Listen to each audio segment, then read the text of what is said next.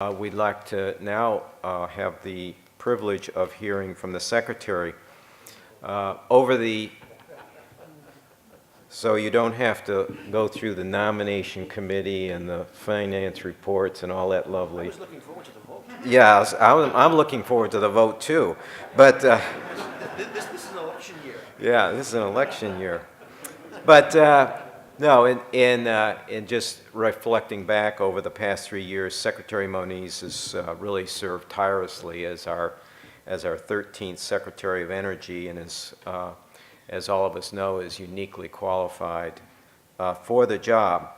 I've certainly appreciated the opportunity of working with the Secretary as well these past few years as we work not only on emergency preparedness, Arctic studies, but on the other things that the Council considered. So I think with that, why don't we just please join me in welcoming Secretary Moniz.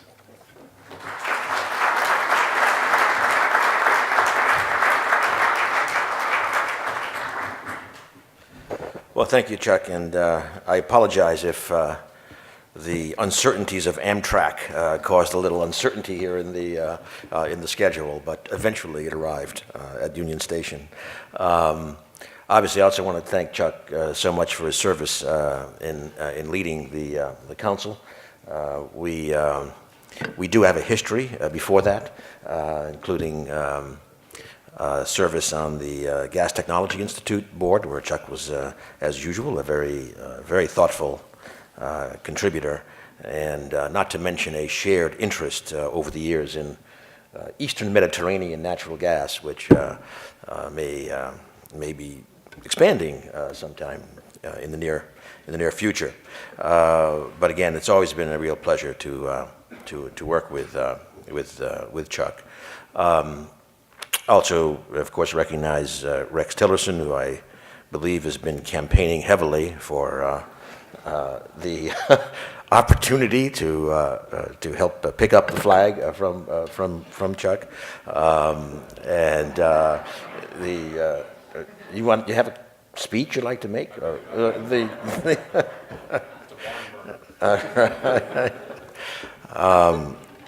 Anyway, of course, our Deputy Secretary, Liz, who's been very active, very broadly on emergency response issues, including, of course, the interaction with the NPC. And there, at the risk of, since my train was late, I didn't hear exactly what was said, but I think, as you probably know, in the Congress, starting with the FAST Act last December, really has begun to define more clearly our responsibilities in a whole variety of emergency response areas. And certainly, as was discussed, your report was very helpful, and the recent exercises. I would just note that soon we hope that Congress will also resource those responsibilities that it has defined, but that sometimes things get out of sync a little bit. You know how that goes. And Chris Smith, who's headed fossil energy now for quite some time. The council, again, I think has really been a great partner, but I think what I want to really do is note that not just the council, but the industry has obviously deserves thanks, if you like, in the sense of over this last decade in the oil and gas sectors. Obviously, the industry has played a major role in the development of our economy. You all know the story. I'm not going to go through all of that, but it's also the case that some variability in oil prices have also brought certain stresses, shall we say, to the industry. Although, having said that, I think it's also important, certainly from the public policy point of view, to not lose sight of the bigger picture. I know it's easier for me to say than for you, or some of you at least, to say, but a tremendous amount has happened. Various milestones, more oil produced than imported for the first time in a very long time last year. This year, EIA projecting, and I think it's a pretty solid projection, that natural gas will, for the first time, exceed coal in its market share of electricity production in this country. And it looks like coal will be down around 30% this year, gas around 33, maybe 34%. And that's an enormous shift on a decadal time scale to gas and to renewables. Of course, the lifting of the oil export ban, although ban seems like an overly harsh word for describing the reality, but whatever the case, the lifting of the oil export ban, and actually, I think I was with many of you at CERAWeek this year when the first LNG tanker was seen sailing away from the Gulf. It's just a lot of stuff happening, and it's been obviously very, very important. Now today, however, I want to focus in a different direction, because obviously another very big thing that's happened in the last year was the COP21 meetings in Paris and the results, the climate agreement. I want to talk about that. I want to say something about innovation, particularly, technology innovation, which at COP21, I think a message that has not been completely in the neon lights, but in my view should be, is that last year, and in some sense culminating in Paris, at the very beginning of the Paris meeting, not the end of the Paris meeting, the critical role of innovation as central to any solution to the climate change challenge, I think was elevated in a way that had not been the case before. So I'll talk a little bit about that, and then we'll get into some discussions and questions to the NPC, particularly around natural gas developments in the context of the climate change challenges. So those are the themes that I'd like to just touch on today. The COP21 outcome and the potential for meeting the criteria for its going into force this year potentially is obviously a very, very big deal. The going into force, I think requires 55 countries to join, representing 55% of the emissions. And as we speak, I believe it's always changing a little bit, but I think today, in terms of countries that have joined or have announced, including the United States, the intent to join this calendar year, we are up to 51 countries representing 52% of emissions. So we're obviously very close now. Those countries all have to carry through and get their articles in appropriately, but I think, Tom Fanning, a couple of times in various places, has talked about, you can't keep the waves off the beach. And I think that's a statement that, has obvious implications here.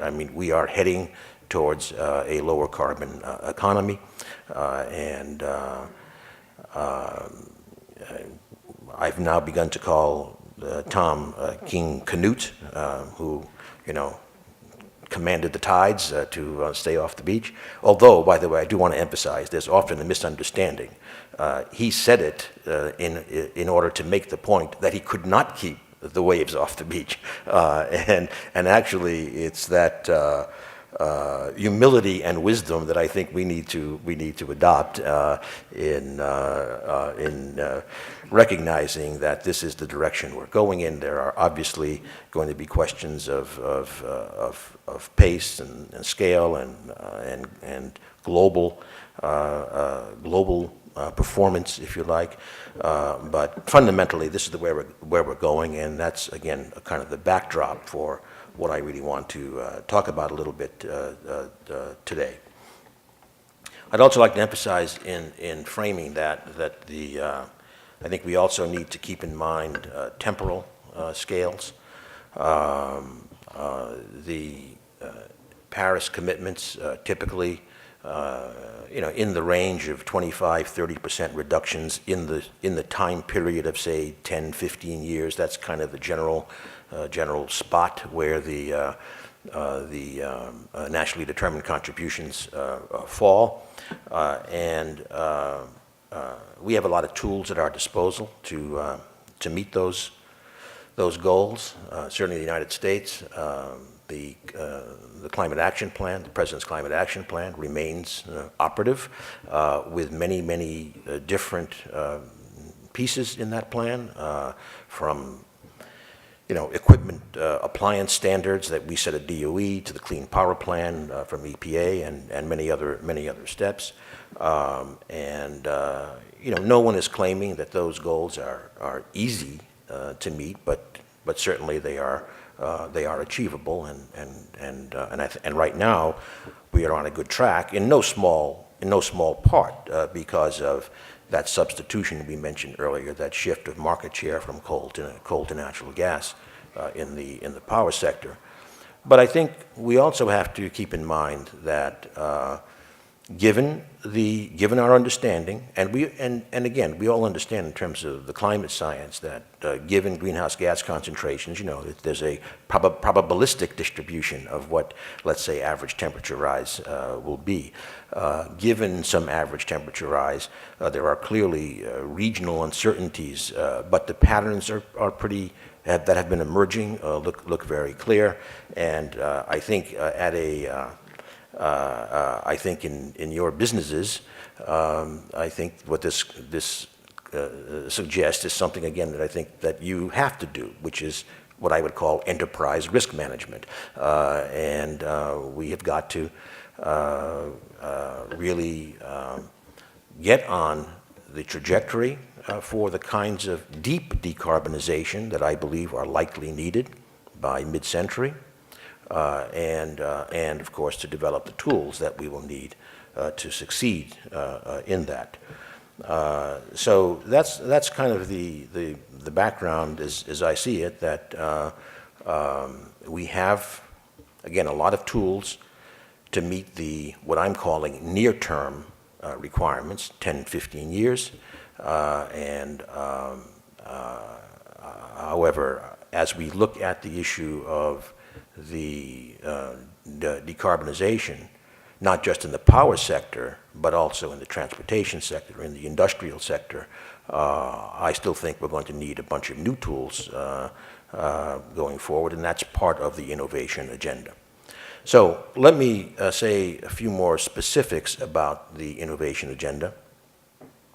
Again, in Paris, although this was building up over the entire calendar year of 2015, but in Paris, and again on the first day, the leaders of 20 countries, the United States, frankly, was a major force in developing what is called mission innovation with a capital M and a capital I. Now, I suspect some in the audience are not quite fully familiar with the specifics, so let me just outline them. The key is that these 20 countries, subsequently now adding in the EU, have pledged to seek a doubling of energy R&D, public energy R&D, over the next 5 years. The aggregate amount currently invested by that collection of countries plus the EU is nearly 15 billion. So we're talking about a doubling to roughly 30 billion in the next 5 years. The idea, and by the way, I do want to emphasize that this is not some kind of R&D pool. Each country manages its own portfolio. And there will be some cooperation, and there will be a lot of competition, frankly, in terms of that innovation agenda. But the idea is that this will lead to significantly more investable opportunities, and indeed the complementary announcement made at the same time was made by Bill Gates, heading a 28-person international 10-country coalition of investors who said they were prepared. They will not be unique, but they will be prepared to be looking to take advantage of those investable opportunities with significant capital that is very patient. This audience doesn't need to know the time scale that it takes to get technologies scaled up in this business. It will be very forward-leaning in terms of risk-reward calculation, and they would be prepared, as some presumably small number of these technologies look very, very promising, to also put in the large capital needed to get the scaling in the energy business. So that's kind of the picture. So following advice, frankly, that started already in 2010 from the American Energy Innovation Council, a collection of American CEOs who argued for, actually they argued for a tripling of energy R&D, kind of carrying out that agenda, and then having, and Bill Gates, for example, was a member of that, was one of the prime drivers of that AEIC, and now, roughly speaking, preparing to put their money where their mouth is in terms of having the public and private parts work together. In our own case here, we are committed to expanding that portfolio in ways that really are, a term that we've used now for 3.5 years, all of the above. We want to look at all of the options, and I do want to emphasize options. It's not our job to determine what's actually going to be in the marketplace in different regions of our country or in different countries. That's something that will be decided in those different markets. But our job at DOE and the government is to help sometimes ourselves, often in partnership with industry, including many in this room, to really provide the options to the marketplace for those choices to be made. So we will be doing that. Certainly one area of clear interest in this domain, in the NPC world, is carbon capture, utilization, and sequestration as one element of a strengthened portfolio. Let me mention two things that we are doing right now. One is, and we're pointing towards maybe some kind of September workshop where, as we are pulling together various threads, we are trying to map out what, in fact, in broad terms, what this kind of increased portfolio might look like in terms of the doubling. And that's, I think, quite important. Secondly, our perspective is very much in line with what I talked about earlier in terms of the temporal scales of the kind of lower carbon economy that we need. Certainly some of that portfolio is going to be continuing to drive down costs, for example, in some of the key technologies that we and many others are working on very hard. Energy storage would be an obvious example, whether it's grid scale or for vehicles. And so we have to do that. But what I want to emphasize, and I think it's really important for all of you, is we also need to go after something that, in my view, is not adequately represented in our portfolio, and it is some of the really game-changing ideas that are beyond let's get solar cheaper, let's get carbon capture cheaper, let's get storage cheaper. Things like what are new opportunities for really large-scale utilization of CO2? What are negative carbon technologies? Something that would be in the context of enterprise risk management. What are the pathways of what would require significant scientific breakthroughs for really going to alternative drop-in fuels, for example? So these are big questions that can be really big game changers for the kind of really changed scenario that I think are quite probable, in my view, on a half-century timescale. So those are the kinds of questions that we are asking. We are not oblivious to the idea that, to the fact that this administration has got about 5 months left, but we think this is a very important part of kind of structuring the set of options for moving forward in the next administration and with Congress. And mentioning Congress, I want to say that in terms of this doubling trajectory that we've talked about in the innovation agenda, we all know that this year, frankly, to be honest, from the fiscal year 2016 budget for energy R&D had a substantial increase with respect to 2015.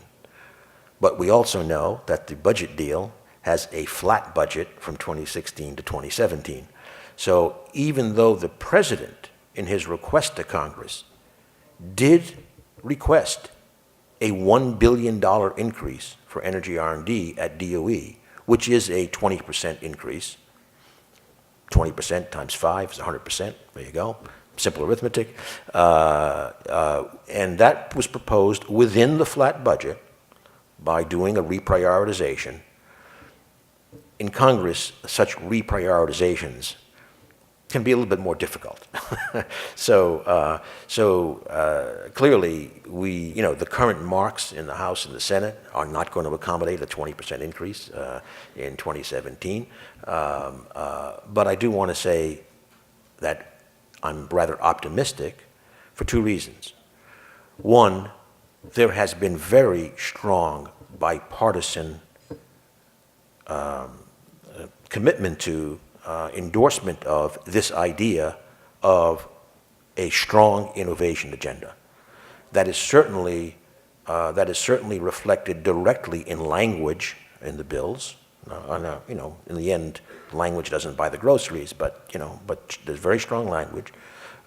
We all know that big new things in Congress often take several bites at the apple. But third, if you look at the marks in terms of what we call the innovation agenda, which is not the entire portfolio of energy activities, there was a reprioritization, let's say on the scale of $200 million plus or minus in the House and Senate marks. So I think that this is something that over these next years is going to require persistence, but I think this innovation agenda is something that we can really advance. And I might say that it is really got the enthusiasm of the international community that is part of this initiative. So that's some of what is happening, and again, I think it's going to be a major focus in these next years. Let me just say a few words about natural gas.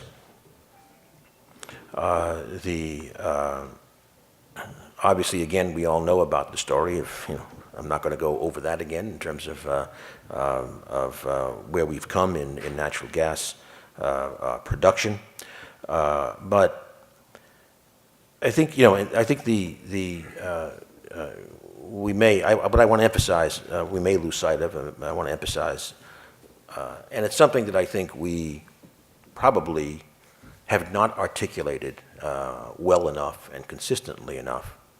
And that is how the natural gas revolution in this country has addressed what arguably you could say are the three highest level objectives of what we're doing: the economy, the environment, and security.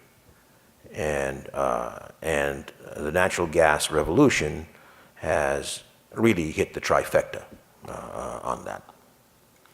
The economy, it's pretty obvious in terms of what has happened in terms of jobs. And in fact, just yesterday, I was with someone saying that, a place like southeastern Ohio, there are hotels where there never used to be hotels, and this kind of a signature of what it means locally, but of course also what it means for the country in terms of abundant, low-cost natural gas. In terms of environment, we already said that actually over half of the reductions in CO2 emissions that we have had, putting us on the trajectory for the President's commitment to a 17% reduction by 2020. Over half of that is, again, that shift of market share from coal to gas. We have other challenges, and we know that there are interesting discussions going on, but things like the controlling the methane emissions remains something that we have to get our arms around. But fundamentally, I would say that, and there are still clearly a bunch of issues where we have to keep reducing the footprint, the environmental footprint in production. But net, certainly in terms of CO2 emissions, I think a big advance. And then third, on security, in particular, I would highlight the movement, the clear movement towards what you would call a global gas market. And obviously LNG, a big part of that by 2020. First of all, the fact that we are not importing a lot of LNG is important, but I think, and the fact that we will be exporting, as you know, I think facilities under construction are getting pretty close to 10 BCF per day. We have given non-FTA approvals to more than that. But in addition, I think not so often recognized is the importance of the contract structures that are evolving in terms of tolling arrangements and not having, at least not rigid destination clauses, et cetera. These are all going in the direction of developing this global market.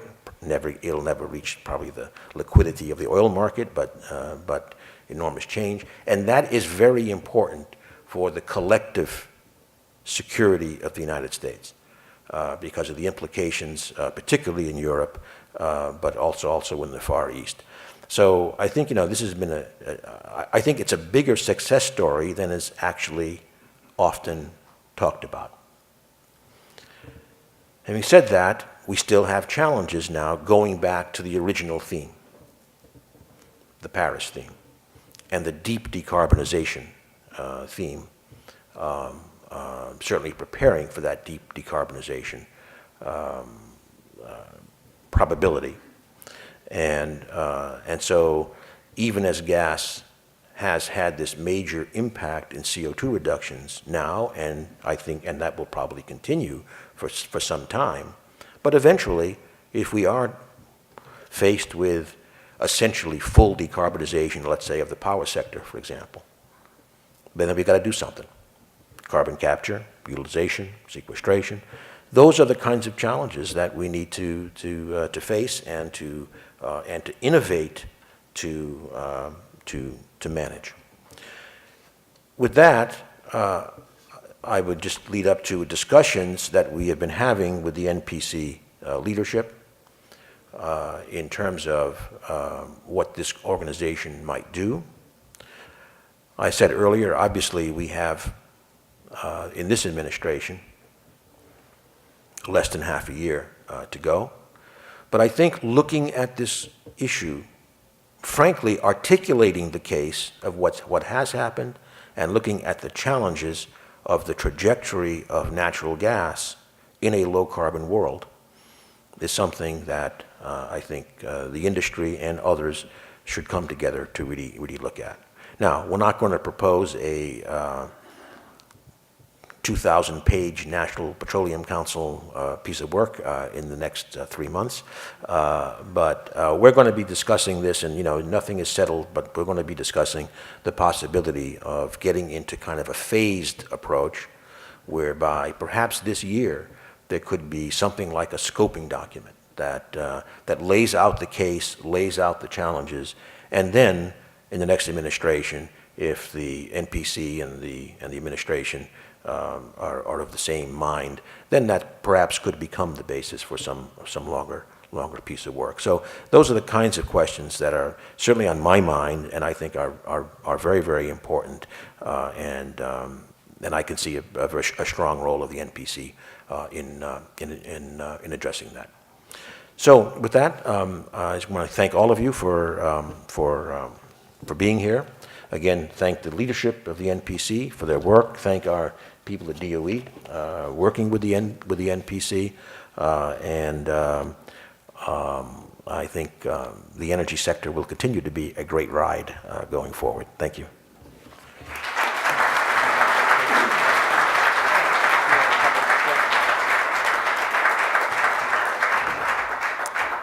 Thank you. The Secretary has agreed to take a few questions from the council membership, so this is your perfect time to get that question you've always wanted to ask the Secretary. Right there. Mike's coming around to you.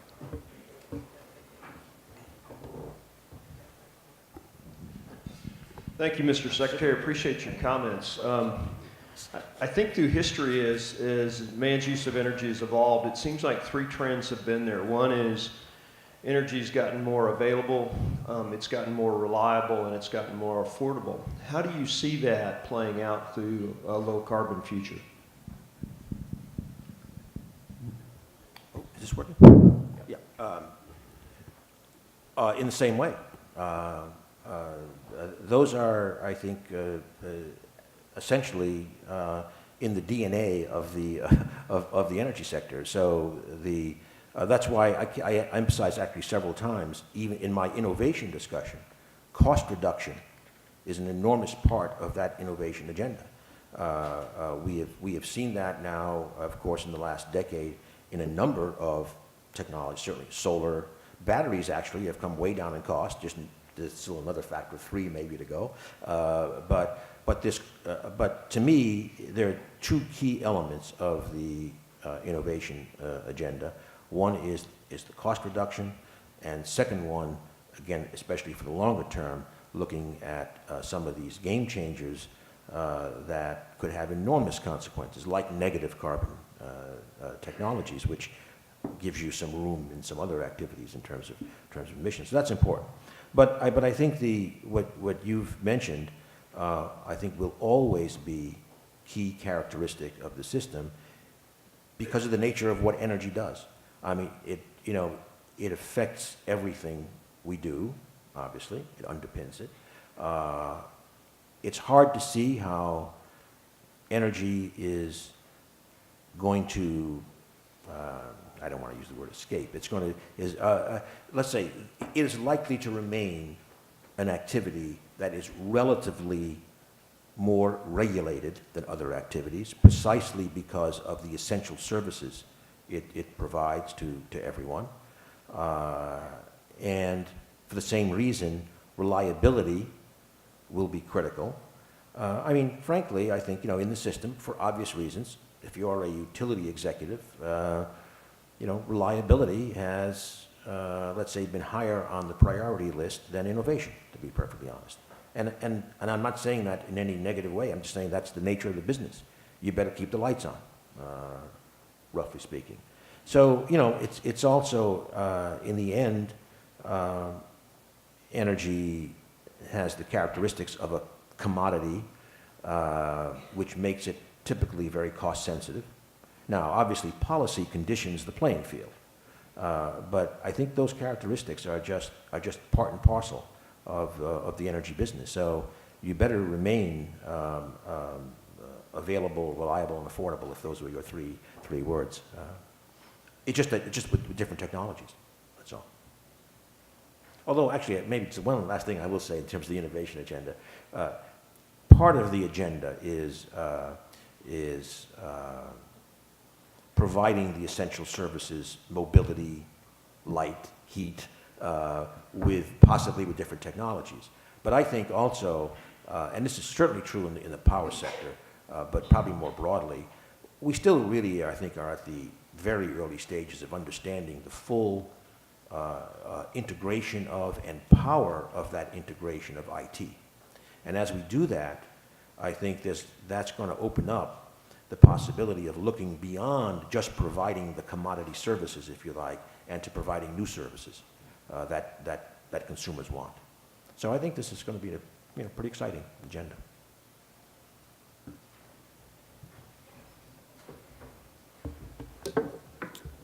Anything else? Well, thank you, Mr. Secretary. Thank you so much for not only sharing your thoughts and remarks and plans, but also your leadership over the past 3 years.